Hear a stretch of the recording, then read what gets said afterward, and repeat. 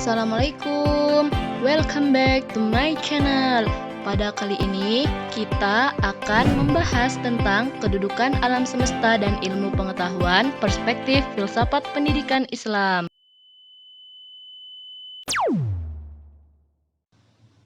Yang pertama akan kita bahas yakni mengenai kedudukan ilmu pengetahuan perspektif filsafat pendidikan Islam. Sebelum membahas lebih mendalam, kita harus mengetahui terlebih dahulu pengertian dari ilmu pengetahuan. Ilmu pengetahuan terdiri dari dua kata, yakni ilmu dan pengetahuan.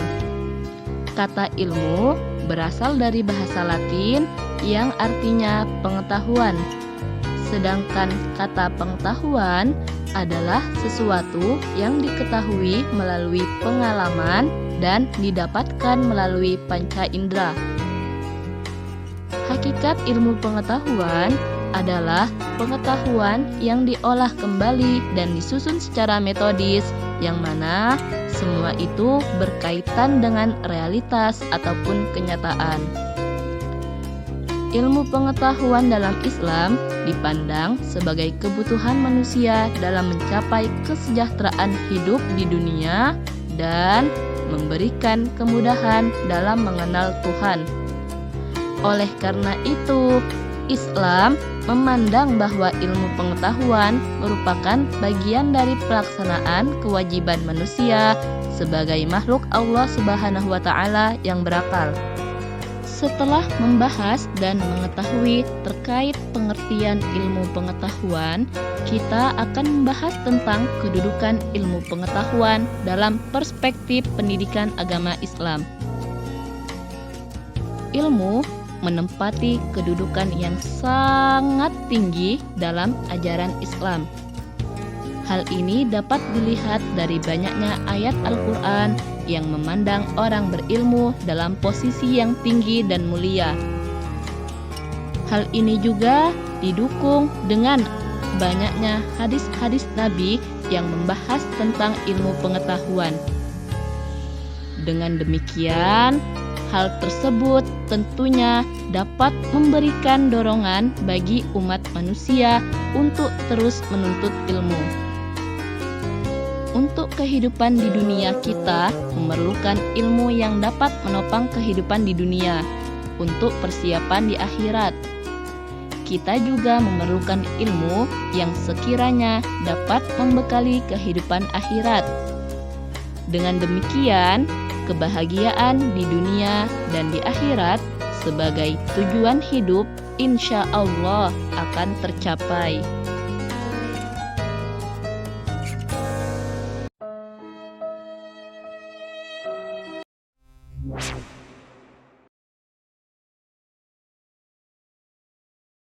Selanjutnya kita akan membahas tentang kedudukan alam semesta dalam perspektif filsafat pendidikan Islam. Yang pertama, kita akan membahas tentang hakikat alam semesta. Alam adalah segala yang ada di langit dan di bumi. Alam juga didefinisikan sebagai alam semesta, dunia, keadaan, wujud dari negara bagian. Jikalau dalam bahasa Yunani, alam disebut juga dengan kosmos yang berarti serasi ataupun harmonis. Hal itu dikarenakan alam ini ada dalam keserasian dan keharmonisan berdasarkan hukum-hukum yang teratur. Dalam perspektif Islam, alam semesta ini tidak hanya mencakup hal-hal yang konkret atau dapat diamati melalui penginderaan manusia saja, tetapi mencangkup juga segala sesuatu yang tidak didapat diamati oleh penginderaan manusia. Dalam Islam, segala sesuatu selain Allah Subhanahu wa Ta'ala yang dapat diamati atau didekati melalui penginderaan manusia disebut sebagai alam syahadah. Ia merupakan fenomena. Sementara itu, segala sesuatu selain Allah yang tidak dapat diamati atau didekati melalui penginderaan manusia disebut sebagai alam gaib.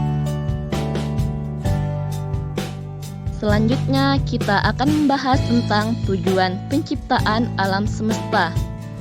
Allah menegaskan bahwa Dia tidak menciptakan langit, bumi, dan apa yang ada di antara keduanya secara main-main, kecuali dengan al-haq.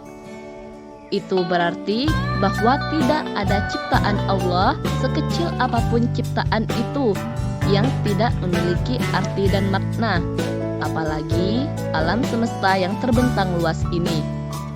Dalam perspektif Islam, tujuan penciptaan alam semesta ini pada dasarnya adalah sarana untuk menghantarkan manusia pada pengetahuan dan pembuktian tentang keberadaan dan kemahakuasaan Allah. Secara ontologis, adanya alam semesta ini mewajibkan adanya zat yang mewujudkannya. Keberadaan langit dan bumi mewajibkan adanya sang pencipta yang menciptakan keduanya. Keberadaan alam semesta merupakan petunjuk yang sangat jelas tentang adanya keberadaan Allah sebagai Tuhan Maha Pencipta. Karenanya, dengan mempelajari alam semesta, manusia akan sampai pada pengetahuan bahwa Allah Subhanahu wa Ta'ala adalah Zat yang Maha Menciptakan alam semesta ini. Dalam perspektif filsafat pendidikan Islam, alam adalah guru manusia. Kita semua wajib belajar dari sikap alam semesta yang tunduk mutlak pada hukum-hukum yang telah diciptakan oleh Allah. Tidak terbayangkan oleh kita semua manakala alam berperilaku di luar hukum-hukum Allah. Gunung akan meletus menyemburkan api, matahari terbit dan turun ke bumi, bintang-bintang berjatuhan, pohon-pohon tumbang, lautan meluap, ombak menghantam, terjadi badai, dan bumi berhenti berputar. Pelajaran apa yang dapat diambil dari kejadian demikian? Rusaknya kehidupan alam disebabkan oleh perilaku manusia yang tidak mau belajar dari alam semesta yang indah ini. Misalnya, kasus penebangan hutan liar mengakibatkan hutan gundul, erosi, kebanjiran, bencana, kelaparan, kehancuran, dan kebiadaban di antara manusia.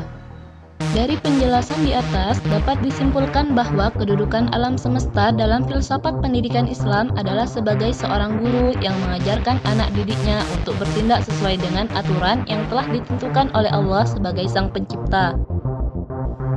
Nah, itulah pembahasan pada kali ini. Terima kasih atas perhatiannya. Jangan lupa untuk like, subscribe, dan juga komen. See you.